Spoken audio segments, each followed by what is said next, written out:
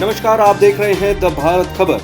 भारत चीन सीमा विवाद अब बड़े तनाव में तब्दील होता जा रहा है। सोमवार रात लद्दाख की गलवान वैली में दोनों देशों के सैनिकों के बीच हिंसक झड़प हो गई। इसमें भारत के एक कर्नल और 2 जवान शहीद हो गए। जो कर्नल शहीद हुए वे इन्फेंट्री बटालियन के कमांडिंग ऑफिसर थे। भारत चीन सीमा पर 45 साल के बाद ऐसे हालात बने हैं जब भारत के जवानों की शहादत हुई है। इस बार कोई गोली नहीं चली, सैनिकों के बीच पथराव हुआ, डंडों से एक दूसरे पर हमला किया गया। भारतीय जवानों की जवाबी कार्रवाई में चीन के भी 5 सैनिक मारे गए हैं और 11 जवान घायल हुए हैं। चीन के अखबार द ग्लोबल टाइम्स ने ही इस बात की पुष्टि की है। न्यूज एजेंसी रॉयटर्स के मुताबिक चीन के विदेश मंत्रालय ने कहा है कि भारत एक तरफा कार्रवाई न करे, नहीं तो मुश्किलें बढ़ेंगी। वहीं चीन के अखबार द ग्लोबल टाइम्स ने चीन के विदेश मंत्रालय के हवाले से बताया कि बॉर्डर पर दोनों देशों के बीच रजामंदी बनी थी, लेकिन भारतीय जवानों ने इसे तोड़ दिया और बॉर्डर क्रॉस किया। इसके बाद चीन के सैनिकों पर हमला किया, इसी वजह से हिंसक झड़प हुई। वहीं भारतीय सेना की तरफ से जारी बयान में कहा गया है कि कल यानी सोमवार रात को गलवान वैली में डी-एस्केलेशन प्रोसेस चल रहा था, लेकिन तभी हिंसा हो गई। हमारे एक अफसर और 2 जवान शहीद हो गए। अभी दोनों देशों की सेनाओं के सीनियर ऑफिसर तनाव कम करने के लिए मौके पर ही मीटिंग कर रहे हैं। थोड़ी देर बाद सेना ने दोबारा बयान जारी कर कहा कि हिंसक झड़प में दोनों तरफ के सैनिकों की जान गई है। सेना के सूत्रों ने कहा कि दोनों देशों के बीच अब मेजर जनरल लेवल की बातचीत चल रही है। रक्षा मंत्री राजनाथ सिंह ने chief of defence staff general Vipin Rawat, तीनों सेनाओं के चीफ और विदेश मंत्री एस जयशंकर के साथ मीटिंग की है। आपको बता दें कि दोनों देशों के बीच पिछले 41 दिनों से सीमा पर तनाव है। इसकी शुरुआत 5 मई से हो गई थी। इसके बाद दोनों देशों की सेनाओं के बीच जून में ही 4 बार बातचीत हो चुकी है।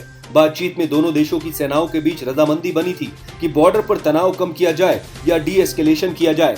डी-एस्केलेशन के तहत दोनों देशों की सेनाएं विवाद वाले इलाके से पीछे हट रही थीं।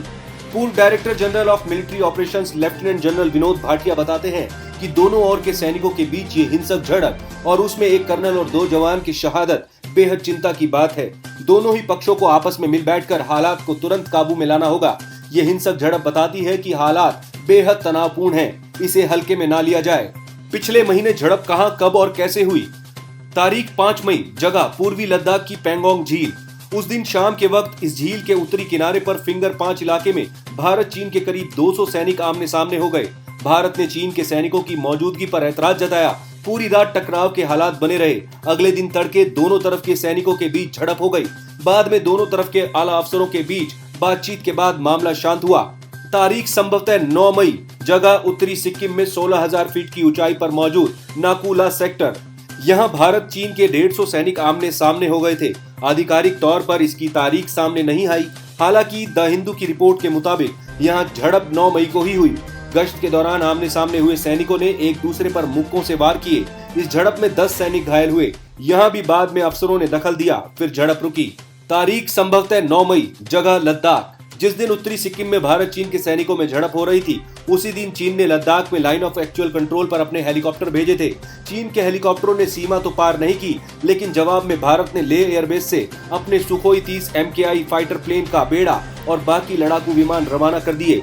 मीडिया रिपोर्ट्स की माने तो हाल के बरसों में ऐसा पहली बार हुआ जब चीन की ऐसी हरकत के जवाब में भारत ने अपने लड़ाकू विमान सीमा के पास भेजे। आप देख रहे हैं द भारत खबर।